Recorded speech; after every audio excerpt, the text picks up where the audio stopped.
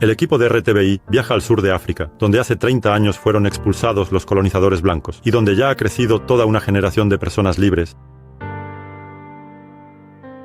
Aquí se extrajeron enormes diamantes que hoy brillan en las joyas más caras del mundo.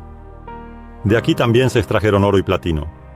Luego aquí se encontraron elementos raros, sin los cuales no es posible la creación de vehículos eléctricos modernos, y con recursos tan increíbles en la África independiente, ¿cómo logran vivir en tal pobreza?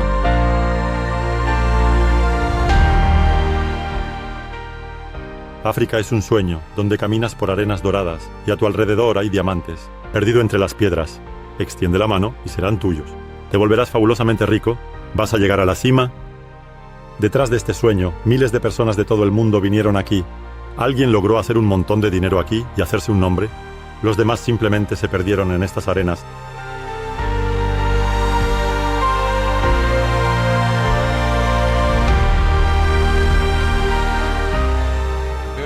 Un país hermoso. Súper genial y hermoso, ¿verdad? Está genial. Este es Ron, un excomando del ejército sudafricano. Y este es André, también un exmilitar.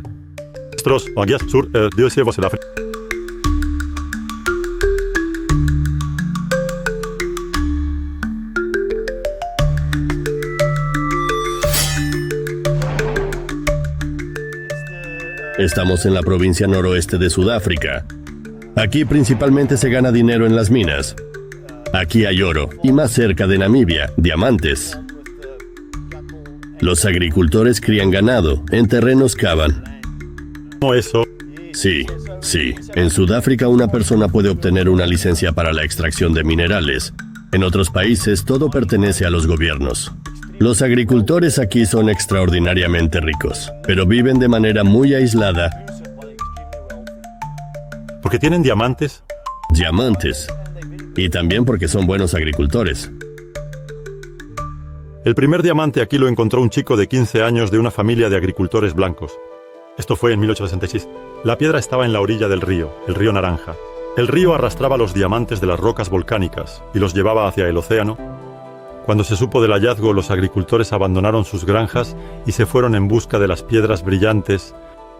Luego, no muy lejos de aquí, en Kimberley, se encontraron los famosos tubos de diamante, de kimberlita, y todo comenzó. En Sudáfrica se encontraron depósitos de diamantes. Nunca ha habido tantos. En unos pocos años se han encontrado más que en India, a lo largo de toda la historia. Todavía se siguen encontrando hoy en día. Algunos de mis conocidos de aquí tuvieron un día afortunado y encontraron un diamante de un montón de quilates. Y eso aseguró a su familia para toda la vida. ¿Y los encontraron en la arena? ¿En la grava? ¿A 2 metros bajo tierra? Pero ¿cuánto dinero hay que gastar para encontrarlo? Gracias a estas minas, todo el mundo occidental prosperó. Sobre ellos creció toda Sudáfrica. De la aldea de los buscadores de oro surgió Johannesburgo. Se abrían universidades porque las minas necesitaban especialistas. Se necesitaban caminos y puentes para transportar la materia prima. Las construyeron todo para extraer estas riquezas del subsuelo. Pero si son tan ricos, ¿por qué son tan pobres?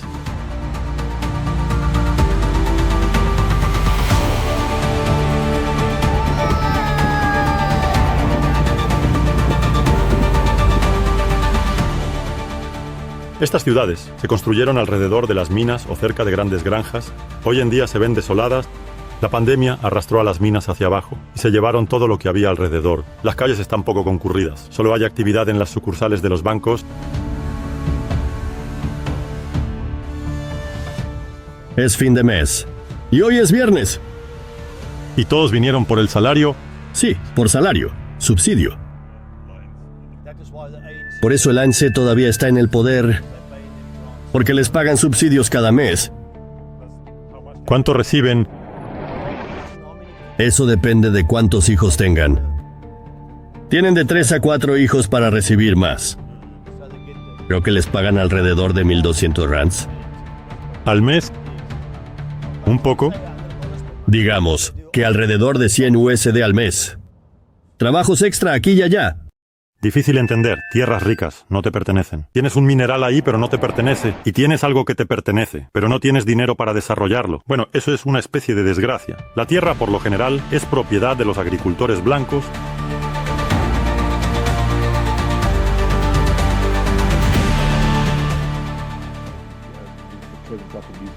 El simple hecho de poseer recursos naturales no significa que la gente común obtenga algún beneficio de ello. Esto se llama la maldición de los recursos, porque hay derechos sobre la tierra que se remontan a siglos atrás, y hay empresas internacionales que rinden cuentas a los accionistas. Por lo general, son los fondos de pensiones de los países ricos, y su objetivo es maximizar las ganancias. Raymond Durkheim ha estudiado los recursos del continente africano durante décadas. Es geofísico, autor. Cientos de trabajos científicos. Hablamos de por qué las riquezas subterráneas atraen a la gente. En Sudáfrica, entre las minas de platino, hay enormes áreas de chabolas. La gente llega allí con la esperanza de encontrar trabajo en la mina, o tal vez conseguir trabajo en una tienda, un taller mecánico, una cafetería o una peluquería. Las minas por sí solas atraen a la gente. Y aquí surgen estas imágenes salvajes, en medio de las montañas de oro, filas interminables de chabolas. En estas tierras se encuentran el 90% de las reservas mundiales de platino y mucho oro. Pero la vivienda asequible se ve así. En estas chozas en Sudáfrica viven millones de familias.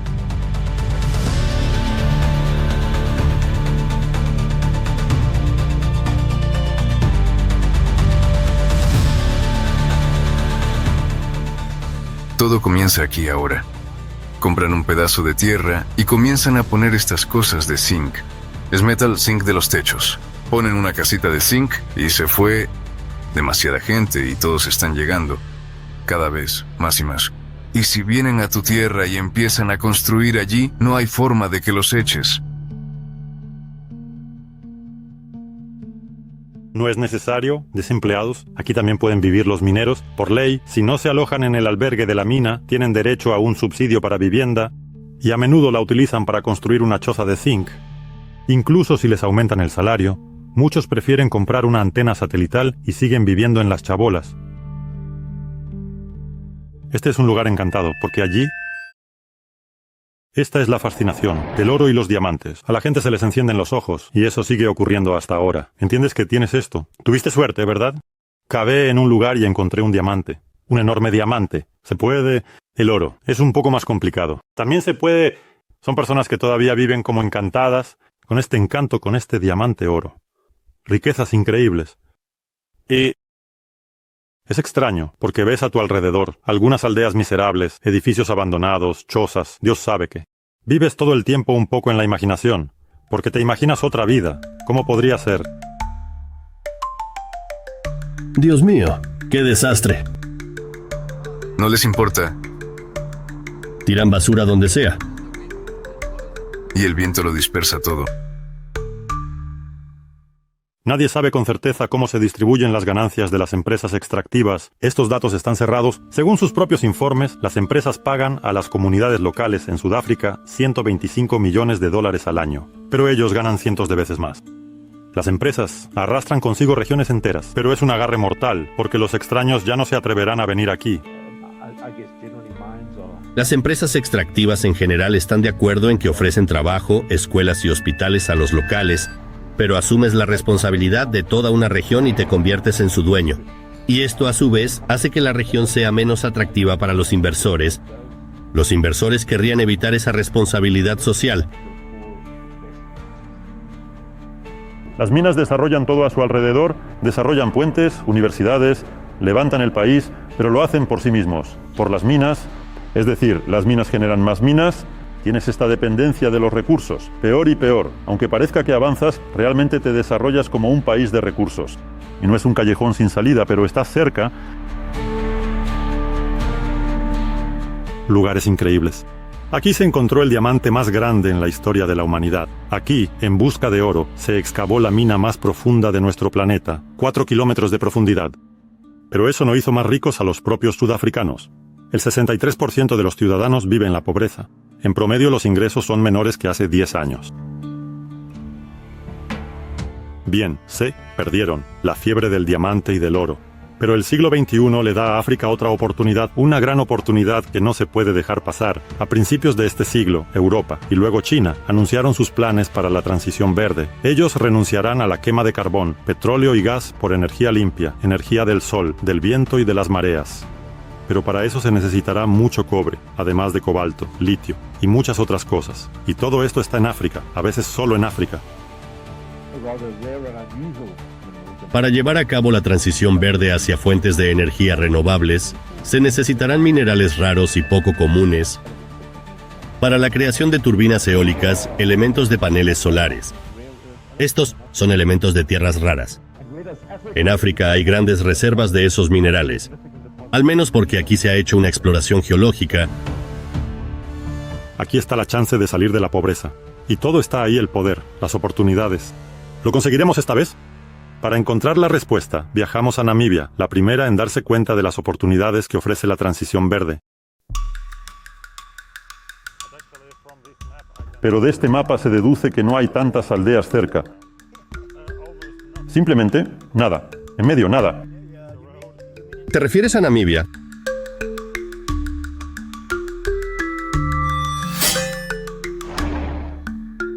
En Namibia viven solo 3 millones de personas, y este país debe convertirse no solo en un líder regional, sino en un líder global en energía verde. Así lo dijo el presidente de Namibia, Hage Geingob. Él convenció constantemente a la dirección de la Unión Europea de esto, y Europa se involucró. Se han elaborado planes de inversión por 10.000 millones de euros. En general, aquí debería haber crecido al menos otro Dubái.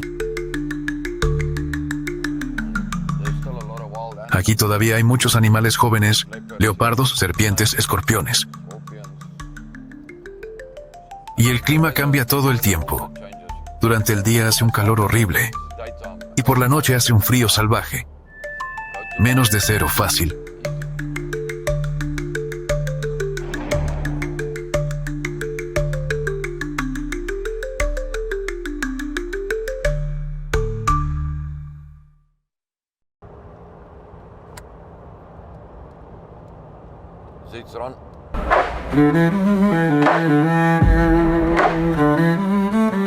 Sí, en arenas hay escorpiones, pero ¿a quién le importaba? Hace 100 años, en la fiebre del diamante, no faltaban visitantes. Para detener la caza furtiva se creó una zona prohibida junto a la carretera. Allí no se puede entrar, aunque todas las piedras preciosas extraídas de allí. Hay ciertas zonas donde la entrada está prohibida. ¿Es porque son de propiedad privada? Es por diamantes. El territorio está controlado por el Estado y las empresas. Allí no hay caminos acceso. Se puede llegar allí en un todoterreno. ¿Realmente protegen esa zona prohibida? Ellos la vigilan, pero aún así es una zona muy extensa. A la izquierda, casas vacías, pueblos. Las construyeron de manera sólida. La gente pensaba que la extracción de diamantes iba a durar mucho tiempo. También hay un ferrocarril completamente irreal que está cubierto de arena. Dicen que a veces pasa un tren por allí, pero nunca hemos visto ninguno. Cuando se acabaron los diamantes, fue como si a estas ciudades se les cortara el oxígeno. La vida en ellos cesó, y hoy solo vemos sus cáscaras secas. Aquí a la izquierda, miren, también hay una vieja mina. Ahora está abandonado y parece una casa encantada. Y allá hay un tanque de agua. Allí hay una estación de tren. Sí, al principio así lo hacían. Construían la mina y luego llevaban el ferrocarril hasta allí. Así que el agua probablemente era para las locomotoras que iban y venían.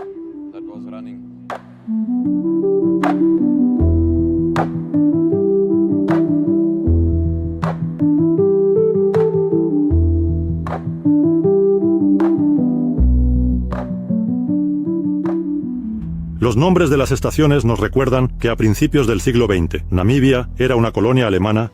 Aquí tenemos Luderitz, la esperanza de una economía verde. Un pequeño puerto con una población de 17.000 personas, un pedazo de tierra habitado por gente. Más adelante hay una completa desolación. A 400 kilómetros adelante no hay ni un alma viva. A la izquierda, el océano. A la derecha, el desierto. Y un viento aterrador y penetrante que hace frío incluso durante el día.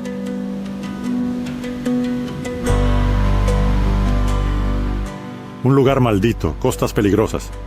Aquí siempre hay niebla y poderosas corrientes oceánicas. Ideal para un naufragio. Y nadie vendrá a ayudar. Los puertos más cercanos están lejos. Este barco fue arrojado a la orilla hace muy poco, en 2008. Alrededor hay miles de restos de barcos. Esta es la costa de los esqueletos. Sobre estos lugares se dice que Dios creó esta tierra cuando estaba enojado. En el siglo XXI resultó que la ira de Dios se puede monetizar.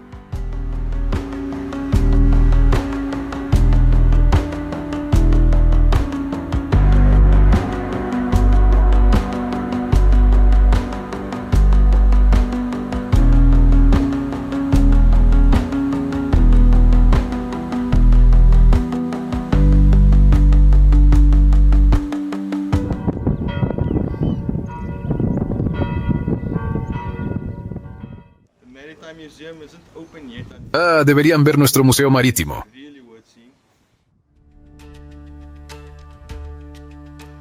Hablamos con Phil Balhau, el alcalde de Lüderitz, sobre lo afortunada que es Namibia. En lugar de extraer minerales de la tierra, comerciará con aire, energía del viento y del sol. Y de eso en Lüderitz hay de sobra. Estamos en tercer lugar mundial por el potencial de desarrollo de la energía eólica y solar. ¿Y cuáles son otros que quedan?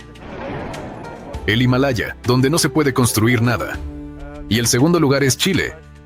Chile está haciendo algo, pero hay cierta inestabilidad política que lo dificulta. Y ahora imaginen que este tranquilo pueblito se convierte en un centro energético mundial. Alrededor hay aerogeneradores y paneles solares. Aquí está la planta desalinizadora. Aquí hay enormes tuberías, fábrica de producción de amoníaco verde.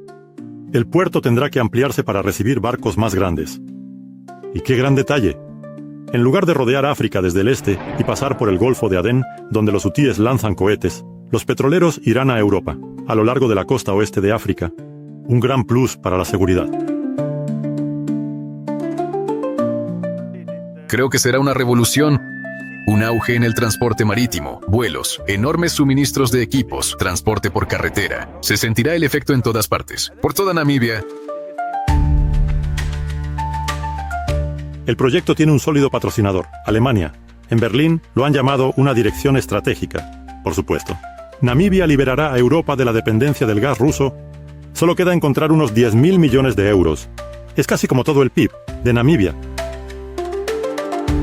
Y mientras los estrategas dibujaban números y esquemas, de repente, la nueva realidad se hizo presente. Estamos en África independiente, los líderes de las tribus Nama y Herero se opusieron al proyecto, le recordaron a Alemania que cuando estaba aquí al mando, en 1904, llevó a cabo un genocidio, aplastó brutalmente la revuelta de estas tribus y los expulsó al desierto, a una muerte segura, y a otros los envió a campos de concentración. El primer campo de concentración del siglo XX, y como por arte de magia, uno de ellos estaba justo en Lüderitz, en la isla de Kulia, donde se planea la renovación, bajo el Proyecto Verde. Aquí murieron varios miles de personas por el trabajo duro, por el hambre y por este viento helado. Ellos prácticamente construyeron esta ciudad, los prisioneros, construyeron el ferrocarril, construyeron las minas y ahora no queda ni siquiera el polvo del campo porque los cuerpos eran arrojados al océano donde eran devorados tiburones. Durante muchas décadas esta historia no interesó a nadie. El campo se destruyó por sí mismo, solo quedaron piedras. Luego en su lugar hicieron un camping. La gente asaba carne a la parrilla, hacían baños sobre los huesos. En general así es como todo iba hasta hace poco.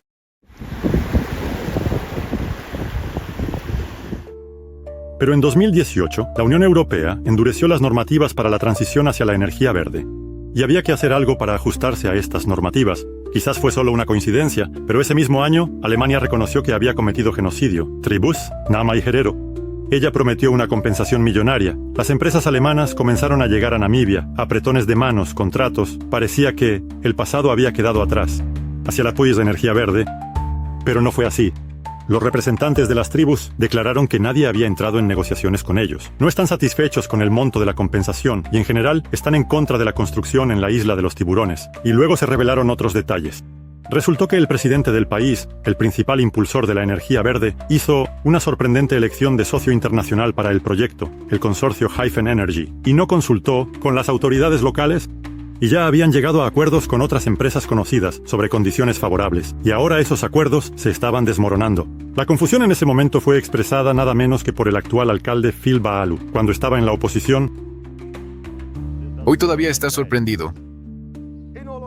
Honestamente sí. Tuvimos reuniones con empresas respetadas que están llevando a cabo proyectos en el campo del hidrógeno verde en todo el mundo. Y cuando nos informaron que había ganado la empresa Hyphen, fue un shock para nosotros. Nunca nos hemos reunido con ellos. No tenían experiencia evidente en este campo. Luego tuvimos una reunión con Hyphen y vimos que son parte de nuestra comunidad. Pero antes de eso, teníamos nuestros propios cálculos sobre quién sería el ganador y qué apoyo recibiríamos de él. Desafortunadamente no esperamos eso de Hyphen, pero hacemos lo que podemos y trabajamos estrechamente con Hyphen. Es decir, un proyecto global que podría cambiar el destino de Namibia y del mundo entero, por razones poco claras, se le entregó a una empresa que ni siquiera tiene experiencia práctica. ¿Y cómo se suponía que iba a atraer inversiones por 10.000 millones? Es muy extraño. ¿O fue esto originalmente una fantasía para atraer dinero extranjero? El presidente Hage Geingob ya no podrá responder a estas preguntas. Falleció en febrero de 2024. Y resultó que no hay otros entusiastas como esos para el proyecto verde en Namibia. La transición verde se está desinflando. Las construcciones se están deteniendo. Las agencias no pueden acordar las leyes. Los funcionarios están luchando por el control de las inversiones extranjeras, que aún ni siquiera existen. Se planeaba que en el año 30 Europa compraría cientos de miles de toneladas de amoníaco verde en Namibia. En realidad, Namibia no ha producido ni un solo kilogramo hasta hoy. La gente se imagina que en 10 años aquí será simplemente un centro mundial de energía verde. Tendremos millones, miles de millones, aquí habrá empleos. Dudo de que eso suceda. El alcance es enorme, se planean miles de millones, decenas de miles de millones de dólares. Pero la forma como se mueve realmente sugiere que podría convertirse en una ruptura gigante. Se están llevando el dinero. Este año debería haber empezado algo, pero no hay nada. Estos son todos planes en la arena. Sí, aquí está. ¿Cuándo será? ¿Cuándo será? Ya se están cumpliendo los plazos y aún así no hay nada. Pero incluso si la construcción del siglo se llevara a cabo, probablemente pasaría de largo para los habitantes locales. El proyecto verde necesita ingenieros y químicos tecnólogos. Las organizaciones especializadas dicen que no hay especialistas y que los inversores traerán su personal. En Namibia, 400.000 personas viven en barrios de chabolas, incluyendo en Lüderitz.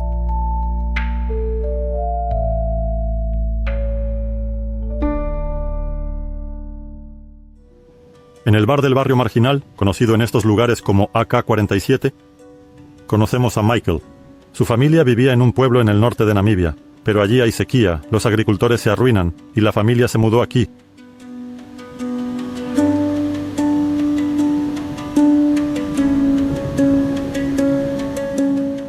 ¿Conseguiste trabajo? No, trabajo estable ninguno.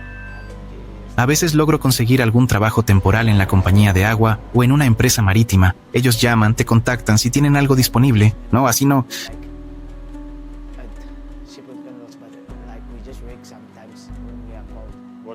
¿Qué trabajo es? Cuando llegan los barcos y se preparan para cargar, nosotros los cargamos y se van.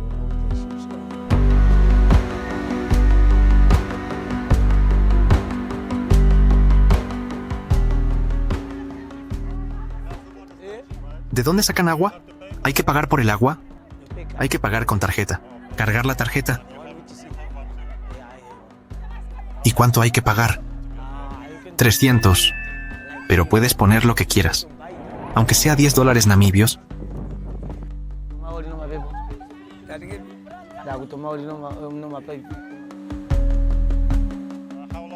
¿Cuánto tiempo llevas viviendo aquí?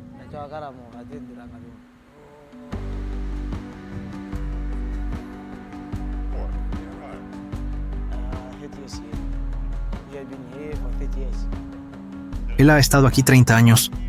30 años aquí. ¿Cuántos años tenías al llegar aquí?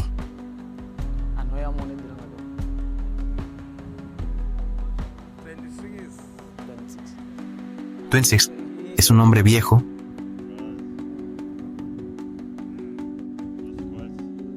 ¿Este lugar ha cambiado en este tiempo? Aquí nada cambia. Siempre es así.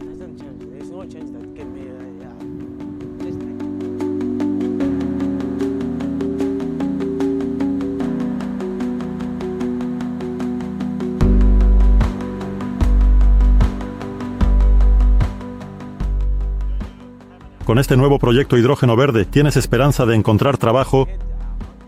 Hemos oído hablar de él. Quizás luego algo salga bien. ¿Cuál es tu especialidad? ¿Puedo trabajar como soldador? Uno de los principales desafíos para África ha sido el crecimiento explosivo de la población. En los años 60, la población de Sudáfrica se triplicó y en otros países creció aún más. Y una de las consecuencias del colonialismo y el apartheid es el bajo nivel de educación masiva, y en las grandes minas, que producen la mayor parte de las materias primas, es muy complicado, equipos, y allí es poco probable que se logre colocar a muchos jóvenes desempleados. ¿Alguien de autoridades viene a verte? No, Nunca, nunca. no. ¿Qué son esas banderas? Son banderas de partidos políticos. Estás aquí y votas, ¿verdad? Sí, ¿Quién? el SWAPO. ¿Y por qué por el SWAPO? Es el partido gobernante y yo los prefiero. En ese momento, nuestro agente en los barrios bajos nos informa que es hora de detener la grabación. Estar aquí más tiempo es peligroso. En realidad se presentaron, ¿qué hay que ver? ¿Qué dice? Que aquí soy amigable. Ahora soy amigable. Dice, se despertarán los que no son amigables. Es bueno que no se hayan despertado y te darán dinero. Yo le digo, te dan 100, se lo di con cuidado. Él dice, tú ayudarás, dirás cuándo será. Y así, sí, pero ya es mejor que se vayan preparando. Ya ha llegado. Dentro, él anda con cámaras.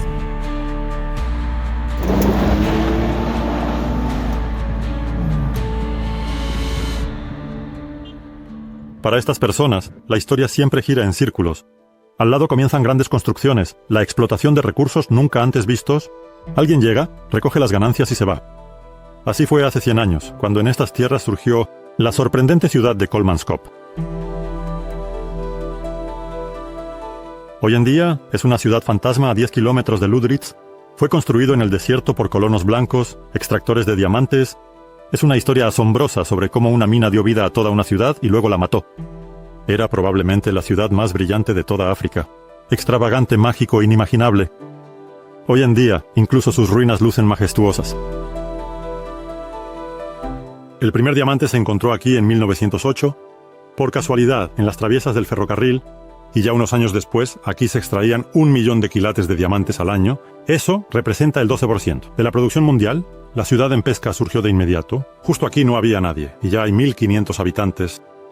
Trajeron a este desierto remoto todo lo que se podía del mundo civilizado. Aquí había electricidad, farolas, casi no había de ellos en el mundo. La primera máquina de rayos X en el hemisferio sur era necesaria para revisar a los trabajadores contratados. ¿No se habrán tragado algún diamante en el trabajo para robarlo? Algún diamante, para robarlo. Aquí había boliche, había un casino. Se construyó especialmente en Alemania, se cargó en un barco, se trajo aquí y se volvió a ensamblar. Aquí ni siquiera había agua. Tenía que traerse de Sudáfrica. Es un poco caro, pero no para los mineros de diamantes. Aquí, con esa agua, hacían hielo para el entretenimiento. Con el entretenimiento, la ciudad estaba en perfectas condiciones. Aquí venían estrellas de la ópera de Europa. Los diamantes podían comprar absolutamente cualquier cosa.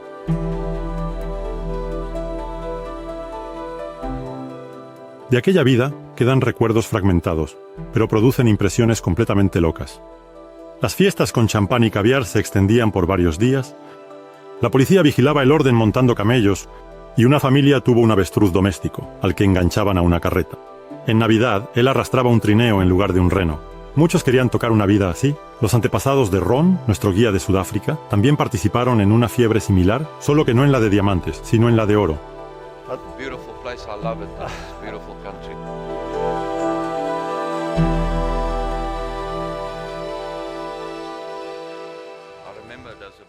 Cuando tenía 4 o 5 años venía aquí con mis padres.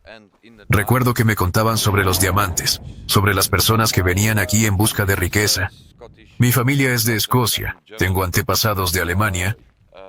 Mi tatarabuelo estaba relacionado con la extracción de oro. Él compraba oro a los buscadores, lo fundía, hacía joyas de oro y las vendía en Johannesburgo. ¿En qué años fue eso? Alrededor de... Pero luego no tuviste nada que ver con el oro. No. Mi abuelo se dedicó a la agricultura y el abuelo del lado alemán trabajaba en la policía, así que ya no volvimos a tocar las minas. Con los primeros diamantes, los más accesibles, aquí se hicieron fortunas. Luego, las piedras aparecían cada vez con menos frecuencia. Su extracción se convirtió en un trabajo duro y, finalmente, a cientos de kilómetros de aquí, en Sudáfrica, encontraron un yacimiento más rico y fue un golpe decisivo. La última familia dejó Kolmanskop a principios de los años 50. Se puede imaginar qué sentimientos tenían las personas al irse de la ciudad donde alguien había vivido toda su vida. La ciudad de los diamantes con sus increíbles historias se desvaneció en el pasado. En Namibia solo quedó esta arena y estas paredes. Ahora, cerca de aquí, planean construir otra ciudad. Pero esta vez, para los participantes del proyecto de hidrógeno, un lugar encantado. Si algo sale mal con este proyecto de hidrógeno, tendremos 2 ciudades fantasma en el desierto. Los fantasmas, hermanos, monumentos a las ciudades monoindustriales, erigidos en nombre de alguna idea humana, que no se justificó. Sí, la idea de sacar dinero del aire era buena. Probablemente incluso es demasiado buena. Por eso, muchos querían participar en ella. Los costos de la independencia, cada grupo tiene una voz, y hay que tener en cuenta esa voz. En general, por ahora todo está estancado en aprobaciones. Pero Namibia no solo tiene sol y viento, tiene litio, absolutamente necesario para la producción de baterías, y nos dirigimos al norte, al asentamiento de Wies, donde se extrae materia prima de litio. Este es el oro del siglo XXI. ¿Cómo se las arreglarán los habitantes locales con eso? En el camino, cada vez más se ven banderas de China y camiones con jeroglíficos.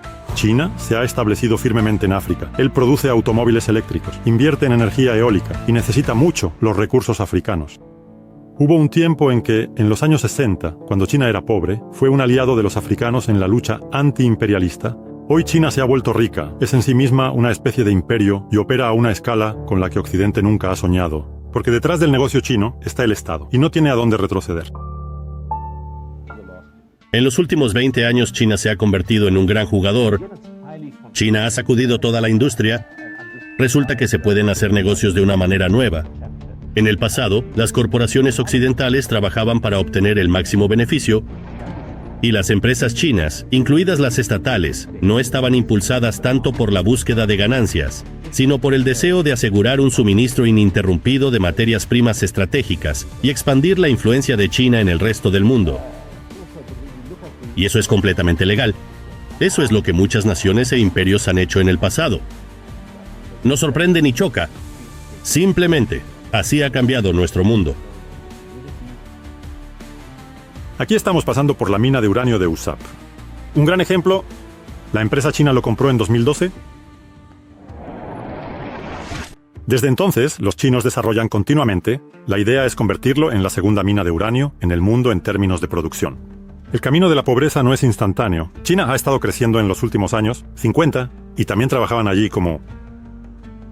Enojado, por unas migajas para el resto del mundo, China, de todos modos, producía a estos chicos. Están sentados sobre los recursos, que simplemente se van y no queda nada. Es un círculo vicioso. Y este círculo vicioso está relacionado con la maldición de los recursos, que por un lado te hace rico, pero, por otro lado, entregas todo a precios irrisorios y no te queda nada.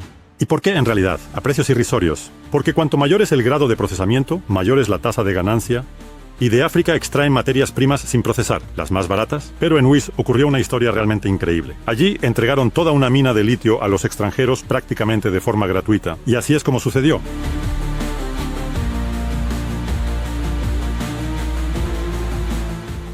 No es fácil ser un héroe en una pequeña comunidad.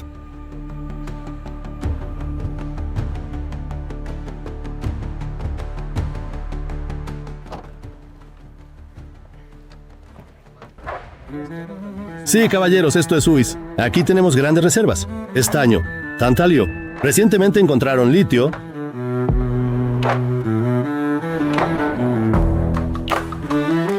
Jimmy, activista de la aldea de Wies. Aquí en la zona hay muchos artesanos que recolectan minerales en el territorio de la comunidad, pero en el año 22 aparecieron forasteros.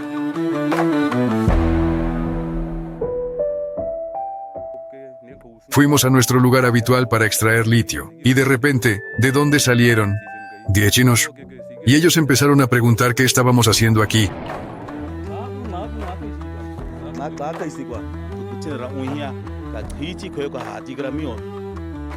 Les dijimos que estábamos llevando a cabo una actividad artesanal.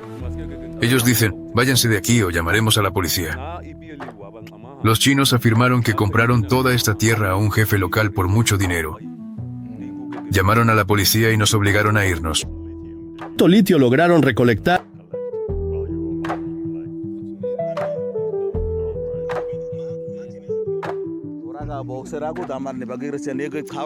¿Y qué hicieron los sacos de litio que habían juntado? Destriparon los sacos, lo esparcieron todo. Gente sin corazón. No, saben compartir. Es un territorio enorme donde recolectaban minerales, mineros, individuos. Aquí están las personas a las que pertenece esta tierra. Y ustedes los echan como a perros. ¿Qué pasó después? Volvieron allí después. Ya, no volví allí. ¿Y cómo ganan la vida ahora? Trabajo como aguador. En estos lugares no hay muchas fuentes. Recojo agua en las fuentes y se la llevo a la gente. No se gana mucho dinero. No alcanza para vivir. En Namibia hay una ley. Incluso si alguna empresa obtuvo una licencia para la explotación, debe contar con el consentimiento del propietario de la tierra. En este caso, el líder tradicional de la comunidad local. Los habitantes empezaron a averiguar quién había llegado aquí y resultó que era la empresa china Sinfan Investment, y la empresa tenía un documento, un consentimiento firmado por el líder local. El litio no lo encontraron allí ayer. Nuestros mayores extraían allí. Y luego ya vinieron estas empresas con licencias para la exploración. Todas estas cosas de las que los locales no tenían idea.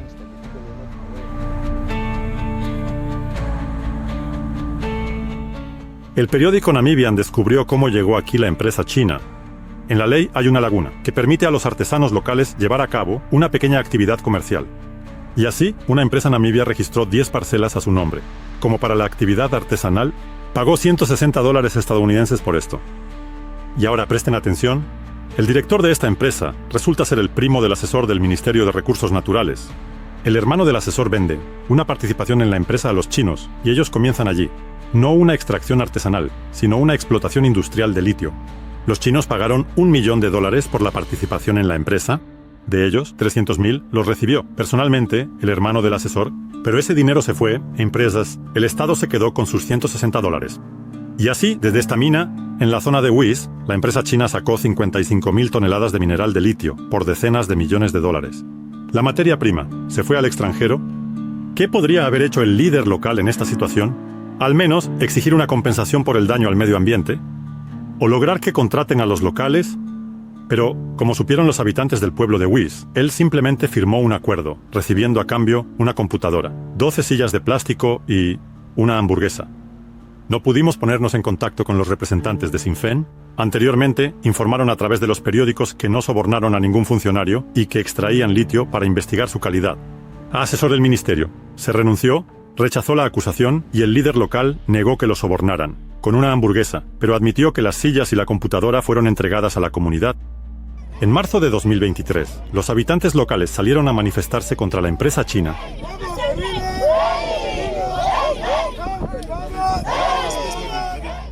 Francisco Tanisos, que vive en el pueblo de Wies, dice que el líder local vendió sus intereses. Ella habla en un idioma bastante raro, el khoikhoi, con sus característicos clics y chasquidos.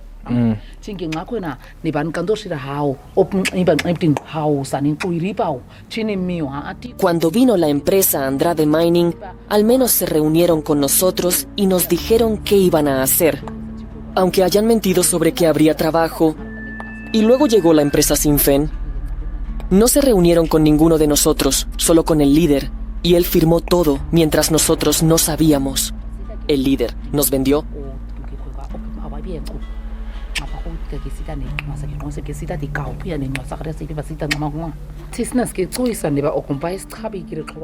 Miren a quién contrató Sinfen. Han traído a forasteros que ahora vienen aquí y alquilan casas.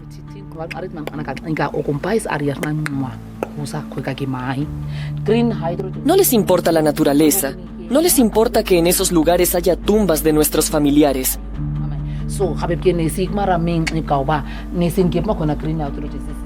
Las 2 hijas de mi abuela están enterradas donde está la mina. No sabemos qué está pasando allí ahora. No podemos pasar por allí.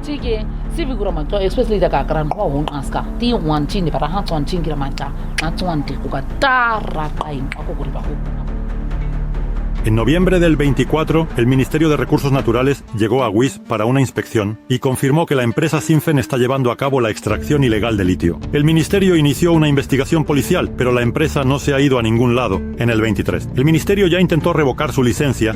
No funcionó, Sinfen demandó y ganó. El ministerio hacía una investigación y la empresa continuaba la extracción. Puedes decir lo que quieras sobre los colonizadores blancos, pero construyeron en UIS una planta de procesamiento primario en la mina de estaño, donde los artesanos locales podían llevar sus hallazgos y ganar más. Segregación racial. Entonces, en lugar de chabolas, construían casas como estas, y parece que aquí se compraban coches, a juzgar por los restos que ahora están en los patios. Comparado con los tiempos actuales, todo se veía bastante bien, nos dijo uno de los ancianos de la aldea.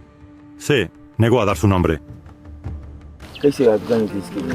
No quiero enfrentar a los gobiernos de Namibia y China, pero explicaré lo que sucedió.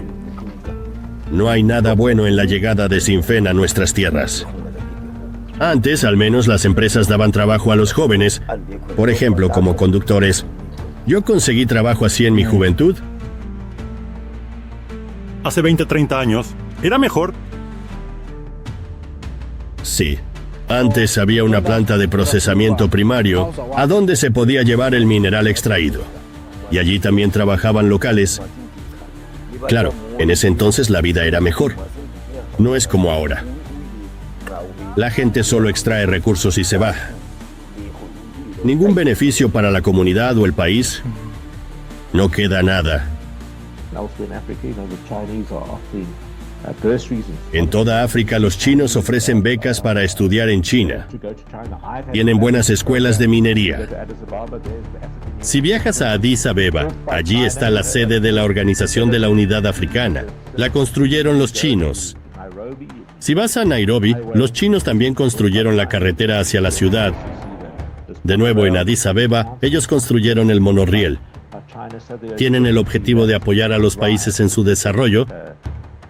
Recientemente publicamos un libro sobre la explotación de las riquezas de África.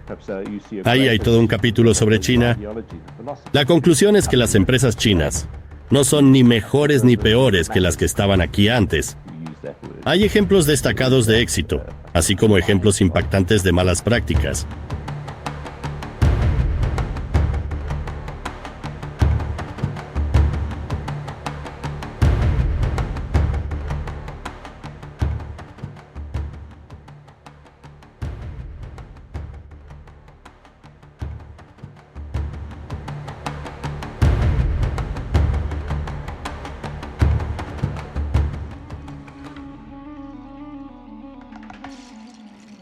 Hello.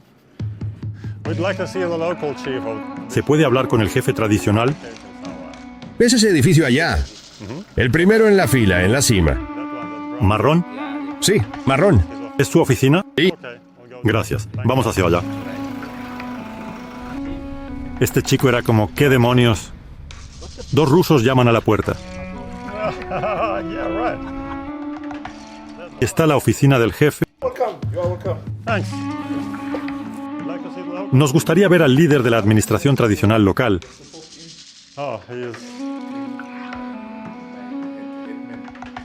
Él debería aparecer en un momento. Aquí está su asistente. Y la verdad es que yo estaba pensando en irme. ¿Y cuándo volverá?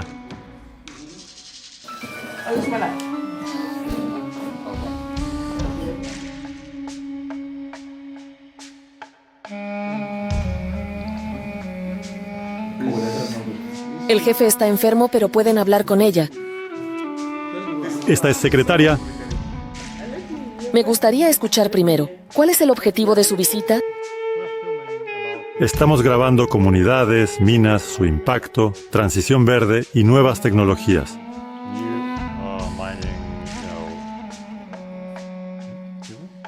Aquí todos tenemos diferentes tareas y el líder designa a las personas que están autorizadas para responder a tales preguntas. Está bien. Si esto está fuera de su competencia, entonces devolvemos el micrófono. Lamento que el líder esté enfermo. Mis mejores deseos para el líder y toda la comunidad. África es independiente y rica. ¿Por qué es esta riqueza se escapa de las manos? Porque en lugar de ser saqueada por colonizadores blancos, la saquean los propios. Las leyes otorgan grandes derechos a las comunidades locales. ¿Y quién sabía de esto? Quien lo sabía se enriqueció. Lo que sucedió en el asentamiento de Wies explica por qué en Namibia, un país con un nivel de ingresos medio alto, 400.000 personas viven con $2 al día, mientras que 3.300 personas son millonarias en dólares.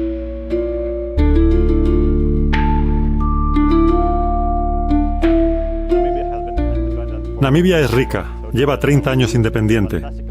¿Y por qué no ha obtenido la prosperidad que podría haber esperado?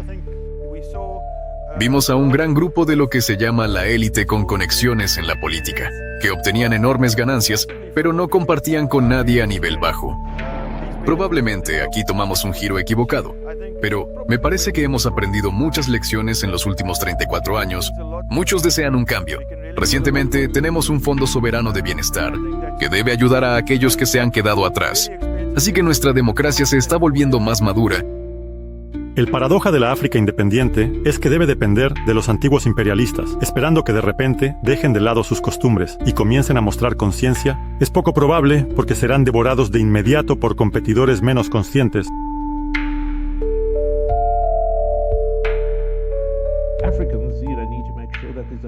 Los africanos necesitan lograr una distribución justa, ganancias.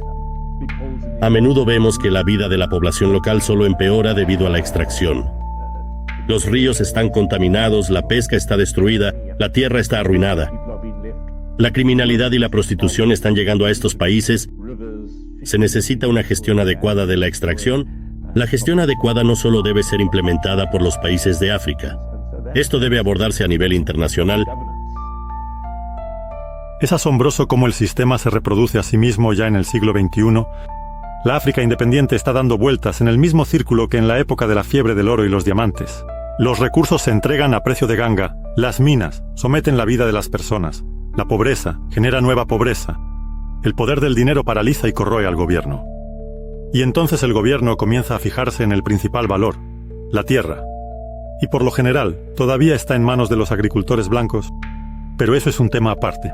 Es un tema enorme, y de esto hablaremos en otra historia.